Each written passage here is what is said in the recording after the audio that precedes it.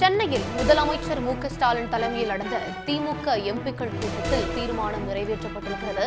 தொகுதி மறுசீரமைப்பினால் தொகுதிகளை இழக்கும் மற்ற மாநிலங்களையும் ஒருங்கிணைத்து களம் காண்போம் என்று தற்போது முடிவு செய்யப்பட்டிருக்கிறது.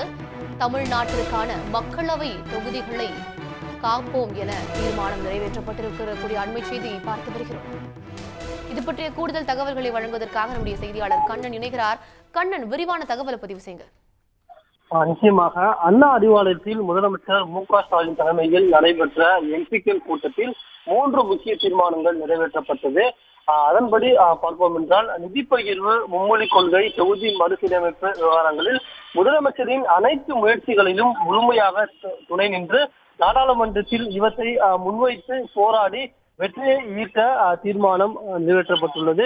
இதே போன்று மறுசீரமைப்பினால் தொகுதியை இழக்கும் மற்ற மாநிலங்களையும் ஒருங்கிணைத்து களம் காணுவோம் என்றும் தீர்மானம் நிறைவேற்றப்பட்டுள்ளது. மூன்றாவதாக, தொகுதி மறுசீரமைப்பில் மாநிலங்களுக்கான உரிமைகளை நிலைநாட்டும் வகையில் நாடாளுமன்றத்தில் இதனை தொடர்ச்சியாக முன்னெடுத்து பாதிப்படைய உள்ள மாநிலங்களுடைய தொகுதிகளின் எண்ணிக்கையையும் அதன் வீராச்சாரையும் காப்பாற்றுவோம் என்று தீர்மானம் நிறைவேற்றப்பட்டுள்ளது.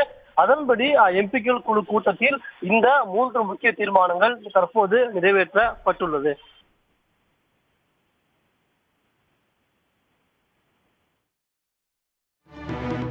கண்ணன், விவரங்களை வழங்கியமைக்கு நன்றி.